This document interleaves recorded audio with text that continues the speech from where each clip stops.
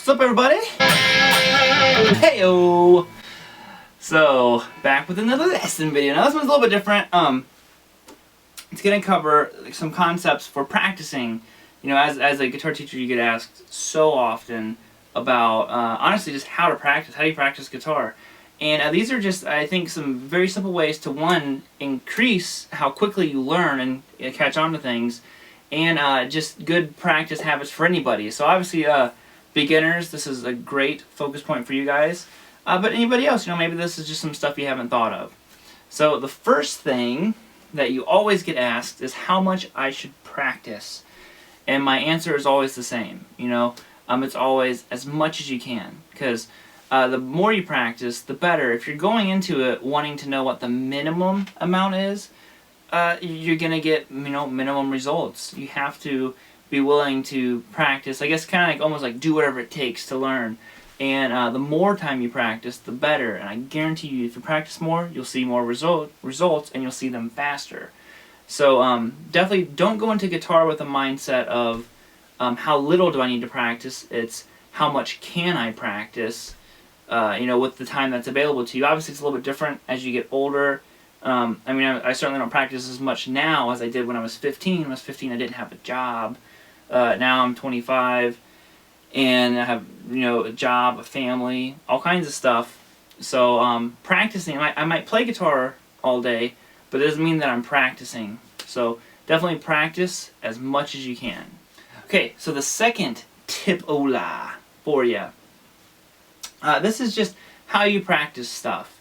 So obviously there's lots of different ways, and practice makes perfect is kind of not the best thing to follow. Just because you practice it doesn't mean that you will be perfect at it. Because if you're practicing something incorrectly with, you know, say incorrect posture or something like that, you know, you'll get perfect at playing it wrong, basically.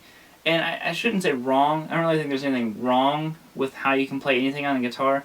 But there's certain ways that are going to make it easier for you. So let's say that we're learning a scale. We're learning A major. So,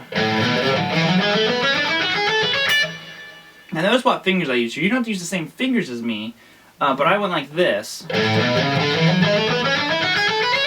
And what you don't want to do is continually practice a scale, especially in the beginning, using different fingerings all the time.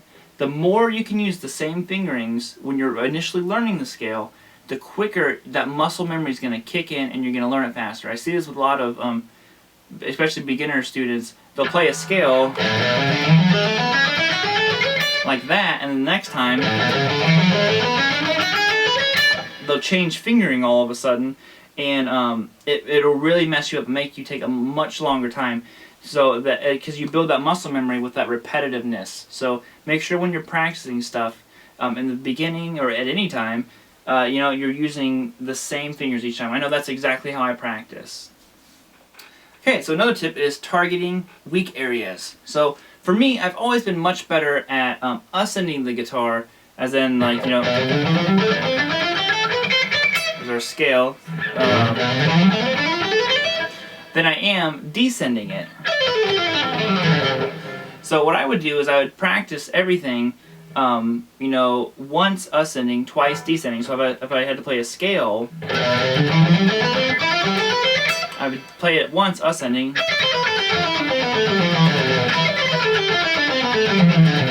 I was targeting what I felt weakest in, and that was the descending. So I would do all that stuff twice. Now also when you're doing something like this, another thing that I find as being a teacher, I think there's kind of like two sides to it, because they say if you mess up, start over until you can play it right. And I believe in that, but the issue with that is you also have to be able to play through mistakes. So if you're playing this and you hit, I still make my students finish out the scale. And then next time around it's like, okay, you gotta do it again, we gotta get it without missed notes. Because what happens is if you just continue messing up in one spot, you never get to that next part of the scale and you never learn it. So, you know, even though there might be a mistake in there, it teaches you to play. Because what happens is when people play like that, if they mess up, they instantly stop and freeze. In any kind of live situation or playing along with something, the band and the music isn't going to wait around for you. So it's teaching, to me, I think, an important trait right away. And as you go, you learn how to turn mistakes into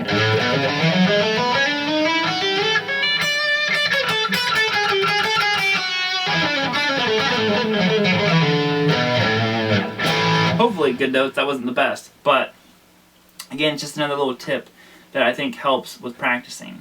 Alright, let's keep on going. So another thing is, whenever you're practicing, never end on a bad note. And what I mean by that is necessarily not physically a note. You want to end on a good note. And what I'm saying is, end with playing something that you know extremely well. That's my phone.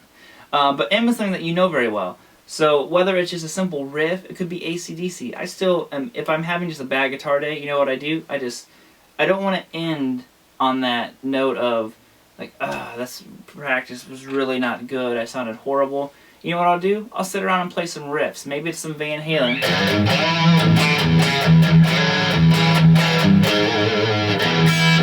Or whatever it is. Just sit around and play some riffs. Play something that you know very well, that you end feeling good and confident. Because then when you come back to guitar, it'll be much easier for you to pick it back up and want to continue playing. Now another tip, I will say, let me try not to hit the microphone, is, oh no, it's stuck, is this bad boy right here. Not an acoustic, but a stand.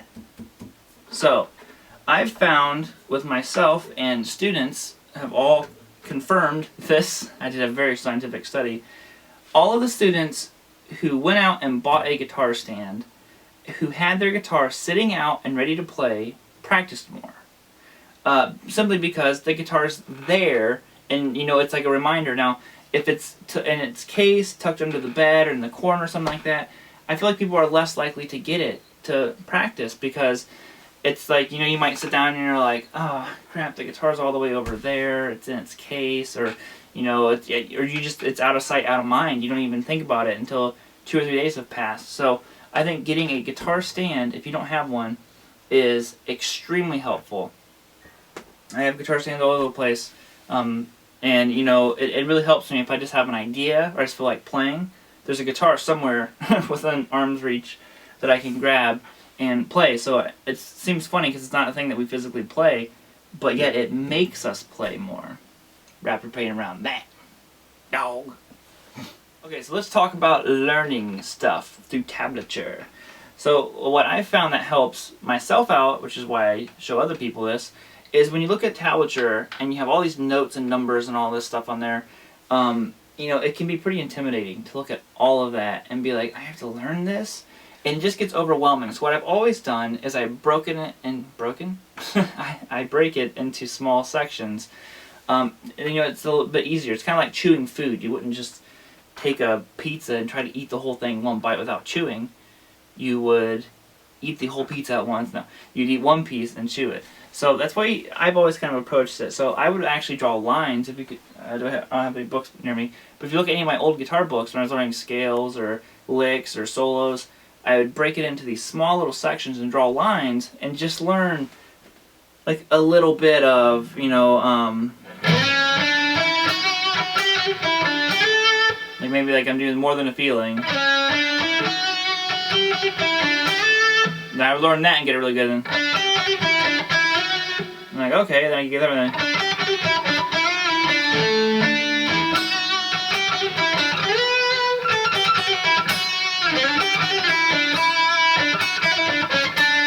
Whatever that's probably not even right, but it's close. So whatever the solo is, these are just, it just helped me a lot learn things by breaking it into smaller sections.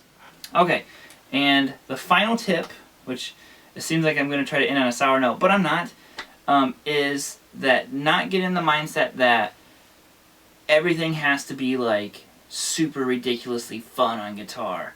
Now you can obviously play to whatever level you want to get at. You could be a person who just wants to strum some chords, play some songs. You could be a person who wants to shred, rock, blues, jazz, whatever you want.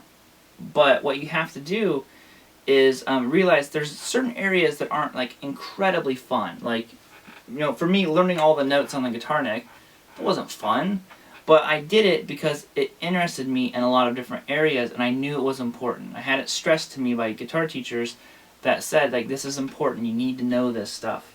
So I just took their word for it, and sure enough, I did need to know it, and it's been really helpful, you know, to me, just to be able to be like, oh, okay, you know, I need a G note. Okay, so G, G, G, G, G, G, what, G. You know, any of them, it's been extremely helpful. So always make sure that you're having fun, even when you're not necessarily learning something that is necessarily super fun. So, you know, I always kind of turn stuff into games. And be like, A, B, C, D, E. Oh, as I mess up. So like, A, B, C, D, E.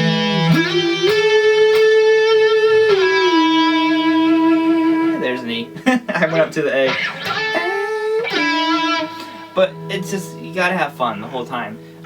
And you'll enjoy it so much more if you can take something that's not fun and make it fun. Alright guys, that'll be it. Sorry, the camera already shut off once, so I know this is a long video. Maybe I'll put this in 2 parts, I'm not sure. You guys will know when it goes up.